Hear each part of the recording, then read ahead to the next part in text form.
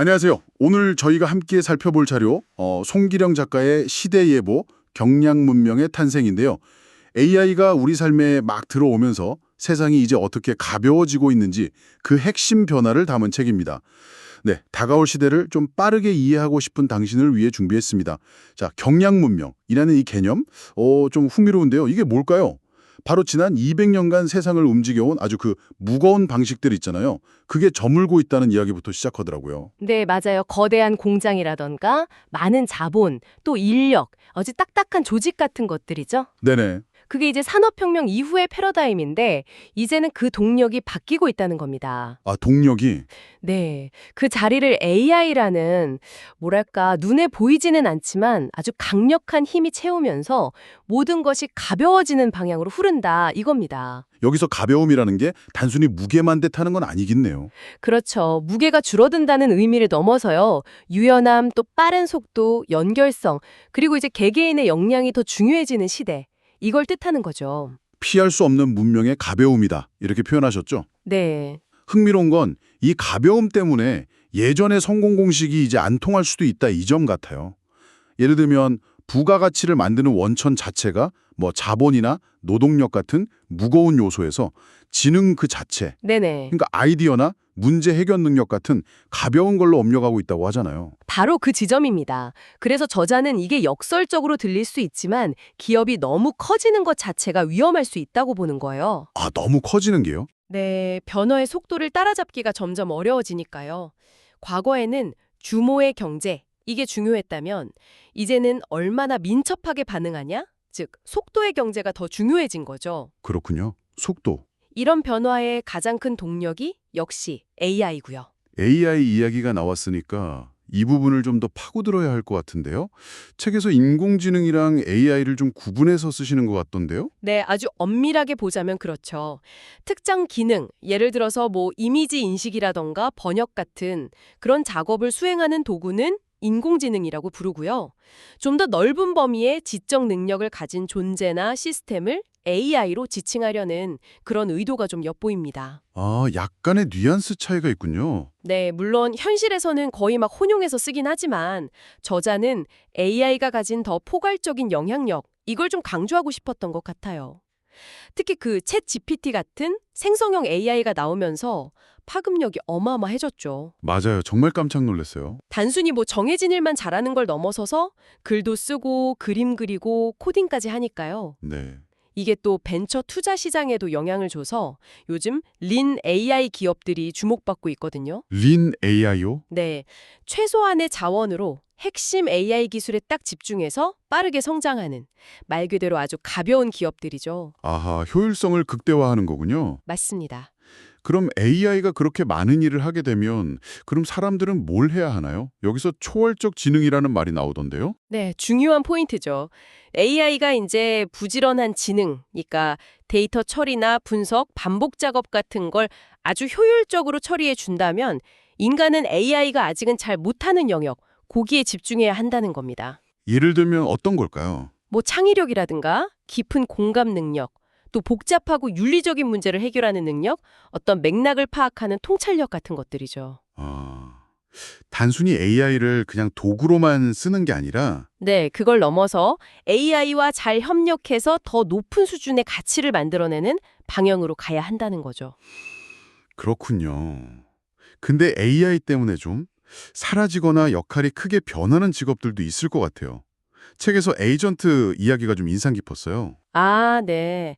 에이전트요. 중간에서 정보를 연결해 주던 그런 역할들이죠. 네. 대표적으로 뭐 여행사 직원분들이나 부동산 중개인 같은 역할이요.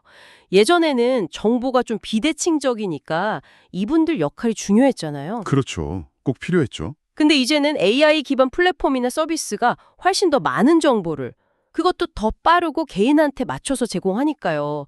소비자들이 그냥 직접 AI한테 물어보고 비교하고 결정하는 시대가 열린 거죠. 그럼 이제 에이전트 역할은 다 없어지는 건가요? 모든 에이전트가 다 사라진다기보다는 그 역할이 변화해야 할 겁니다. 단순한 정보 전달에서 이제 맞춤형 컨설팅이라던가 아니면 신뢰 구축 같은 좀 더 인간적인 가치 중심으로요. 아, 역할의 변화군요. 네. 일하는 방식이 이렇게 바뀌면 당연히 조직의 모습도 달라질 수밖에 없겠네요. 예전 같은 그 거대한 피라미드 구조로는 이런 속도전을 감당하기 어렵다는 말씀이시죠? 그렇습니다. 모든 기능을 그냥 다 내부에 쌓아두고 통제하려는 방식은 너무 느리고 좀 경직되어 있죠. 네, 그래서 대안으로 제시되는 게 바로 클러스터 모델입니다. 클러스터요. 네, 어떤 특정 목표를 달성하기 위해서 필요한 전문가들이나 작은 팀들이 아주 유연하게 모였다 흩어지는 방식이죠. 레고 블록처럼요. 아, 필요에 따라서 붙였다 뗐다 하는 마치 프로젝트 팀 같은 느낌인가요? 비슷하지만 조금 더 플랫폼 기반으로 움직이는 경향이 강합니다. 예를 들어서 개발자들이 협업하는 GitHub 아시죠? 네, 알죠. 그리고 AI 모델 공유하는 허깅 페이스 같은 플랫폼을 생각해 보시면 좀 쉬울 거예요. 전 세계 전문가들이 물리적인 제약 없이 그냥 온라인상에서 협력하면서 아주 큰 프로젝트를 진행하기도 하잖아요. 네, 그렇죠. 이게 바로 디지털 클러스터의 힘입니다. 이런 조직을 저자는 밀도가 낮아서 낮게 날 수 있는 새에 비유했던 게 기억나네요. 아, 네네. 가볍기 때문에 민첩하게 방향을 바꾸고 환경 변화에 바로바로 대응할 수 있다 이런 뜻이겠군요. 정확합니다. 중요한 건 이제 규모가 아니라 민첩성, 그리고 연결성이라는 거죠. 이런 변화는 또 우리가 정보를 접하고 물건을 사는 방식, 그러니까 미디어와 소비 행태에서도 아주 뚜렷하게 나타납니다. 확실히 예전처럼 딱 정해진 시간에 TV 앞에 앉아서 방송 보는 사람은 정말 많이 줄었죠. 네, 그렇죠. 방송국 같은 아주 거대 미디어가 일방적으로 정보를 막 전달하던 시대는 저물고요. 이제 유튜브나 넷플릭스 같은 OTT 플랫폼, 그리고 수많은 개인 크리에이터들이 만드는 컨텐츠가 중심이 됐습니다. 이제는 소수의 거대 미디어가 아니라 각자 자기 취향에 맞는 채널 구독하고 응원하는 팬덤, 이게 미디어 생태계를 움직이는 핵심 동력이 된 거죠. 콘텐츠 생산이랑 소비가 정말 극도로 개인화됐네요. 네, 맞습니다. 소비에서도요, 단순히 기능만 좋은 걸 찾는 게 아니라 아름다움이 중요해졌다는 이야기도 흥미로웠습니다. 아름다움과 아름다움이 다투는 시대라는 표현이 아주 인상적이었어요. 네. 과거에는 뭐랄까, 쓸모 있는 것이랑 아름다운 것, 이게 좀 구분되는 경향이 있었다면, 이제는 기본적인 기능은 너무 당연하고, 거기에 심미적인 만족감, 즉 아름다움이 더해져야만 경쟁력을 갖는다. 이런 의미입니다. 아, 단순히 예쁜 디자인만을 말하는 건 아니고요. 그렇죠. 디자인뿐만 아니라 사용자 경험, 브랜드가 가진 스토리, 어떤 감성적인 만족감까지 다 포함하는 아주 넓은 의미의 아름다움이죠. 결국에는 나만의 취향이 점점 더 중요해진다는 거군요. 뭐 남들이 다 좋다고 하는 것보다 그냥 내 마음에 드는 거, 내 감성이나 가치관에 맞는 걸 선택하게 된다는 거죠. 바로 그겁니다. 그래서 브랜드는 이제 불특정 다수를 향해서 메시지를 던지는 대신에 개인의 아주 섬세한 취향과 감성을 파악하고 그에 맞는 경험을 제공해야 하는 거죠. 초개인화된 마케팅과 소비의 시대다. 이렇게 말할 수 있겠네요. 네, 이런 가벼움, 연결성, 개인화, 또 감성 같은 키워드들을 쭉 생각해 보면요. 최근 K컬처의 세계적인 성공이 그냥 우열은 아니겠다. 이런 생각도 드네요. 오, 좋은 지적이십니다. 저자도 K-팝, K-드라마, K-푸드 이런 것들이 세계인의 마음을 사로잡은 이유를 바로 그 감성과 배려에서 찾거든요. 감성과 배려요. 네, 과거 제조업 시대에는 품질이나 가격, 이게 핵심 경쟁력이었다면 이제는 사람들 마음을 움직이는 어떤 정서적인 교감, 섬세한 디테일, 문화적인 코드 같은 게 중요한 차별화 요소가 된다는 거죠. 듣고 보니 그러네요. 특히 그 불닭볶음면처럼 아주 한국적인 매운맛이 세계적으로 히트한 사례는 시사하는 바가 큰 것 같아요. 그렇죠. 가장 로컬한 것이 가장 글로벌한 것이 될 수 있다. 이런 역설이랄까요? 맞습니다. 우리의 일상 속에 그냥 숨어있는 고유한 매력을 좀 낯선 시선으로 재발견하고 세련되게 표현할 때 오히려 세계적인 공감을 얻을 수 있다는 가능성을 보여주는 거죠. 익숙함 속에 갇히지 않는 게 중요하겠네요. 네. 그리고 또 하나, 한국 사회 내부의 다문화적 확장도 중요한 변화예요. 아, 외국인 증가 말씀이시죠? 네. 유학생이나 이주 노동자분들, 결혼 이주민들처럼 다양한 배경의 사람들이 이제 한국 사회 구성원이 되면서 이분들이 한국과 세계를 잇는 다리 역할을 할 수 있거든요. 새로운 시너지를 만들 잠재력이 커지고 있는 거죠. 확실히 예전에는 메이드 인 코리아 하면 반도체나 자동차였는데 그랬죠. 이제는 뭐 K-팝, K-뷰티, K-푸드 같은 우리 문화 콘텐츠, 라이프 스타일 전반으로 확장되고 있다는 느낌이 확실히 들어요. 네, 맞아요. K컬처는 이런 경량문명 시대의 특징을 아주 잘 보여주는 동시에 한국이 가진 새로운 가능성을 또 시사하고 있죠. 자, 이렇게 사회 전반이 가벼워지는 이런 거대한 변화 속에서 이 책은 결국 우리 각자에게 중요한 질문을 던집니다. 당신은 이 변화의 파도를 어떻게 탈 것인가? 바로 이 질문이죠. 더 이상 그냥 큰 조직에 속해 있다고 해서 안정적인 미래가 보장되는 시대는 아니다. 이 말씀이시군요.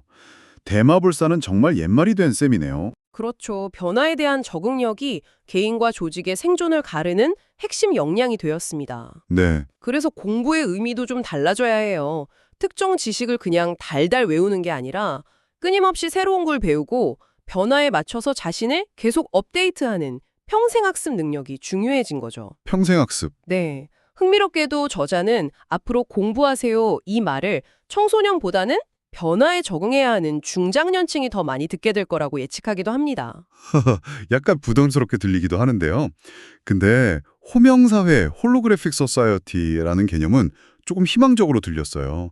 AI의 도움으로 개인이 더 주체적으로 살아갈 수 있다. 이런 의미인가요? 네, 그렇게 해석할 수 있습니다. 과거에는 사회가 정해놓은 어떤 틀이나 역할에 자신을 좀 맞춰야 했다면 호명사회에서는 AI 같은 도구를 활용해서 개인이 자신의 고유한 정체성이나 관심사, 재능 같은 걸 더 잘 발견하고 표현하면서 세상과 관계 맺을 수 있다는 그런 비전입니다. 각자가 홀로그램처럼 다채로운 빛깔을 내면서 살아가는 사회. 그렇죠. AI가 개인의 잠재력을 막 극대화하는 조력자가 될 수 있다는 거죠. 결국 나만의 색깔을 찾는 여정이 더 중요해지겠네요. 핵심은 바로 그겁니다. 이 경량 문명 시대에는요, 정답을 찾는 능력보다 끊임없이 질문하는 능력이 더 중요해요. 나는 누구인가? 나는 무엇을 통해서 세상에 기여할 것인가? 어떻게 이 변화에 유연하게 대처할 것인가? 이런 질문들을 계속 스스로에게 던지고 또 시행착오를 겪으면서 자신만의 답을 만들어가는 그 과정 자체가 핵심적인 삶의 기술이 될 겁니다. 네. 오늘 저희는 시대예보, 경량문명의 탄생을 통해서 AI가 촉발한 경량문명이라는 이 거대한 변화의 물결을 함께 살펴봤습니다. 일하는 방식, 조직 문화, 미디어 소비 행태, 그리고 K컬처 현상까지 정말 많은 것들이 이 가벼움이라는 키워드를 중심으로 재편되고 있다는 걸 확인할 수 있었네요. 네, 이 변화는 분명 도전이지만 동시에 새로운 가능성을 내포하고 있습니다. 중요한 것은 이 거대한 흐름을 그냥 외면하지 않고 그 속에서 자신만의 중심을 잘 잡고 유연하게 항해하는 법을 배우는 것이겠죠. 끊임없는 관찰과 학습, 그리고 성찰이 필요한 시점이라고 생각합니다. 이 자료가 미래에 대한 어떤 명확한 로드맵을 딱 제시하기보다는 다가오는 시대를 탐색하는 당신에게 아주 유용한 나침반이 되어줄 수 있을 것 같습니다. 오늘 나눈 이야기들이 당신의 일상과 미래를 생각하는데 작은 영감을 주었기를 바랍니다. 혹시 내 삶에서 불필요하게 나를 무겁게 만드는 건 뭘까? 라던가 이 가벼워지는 시대에 나는 어떤 민첩함을 더할 수 있을까? 와 같은 질문이 떠올랐다면 이미 당신은 이 새로운 시대를 향한 의미 있는 발걸음을 내딛기 시작한 것이라고 생각합니다. 오늘 함께해 주셔서 감사합니다.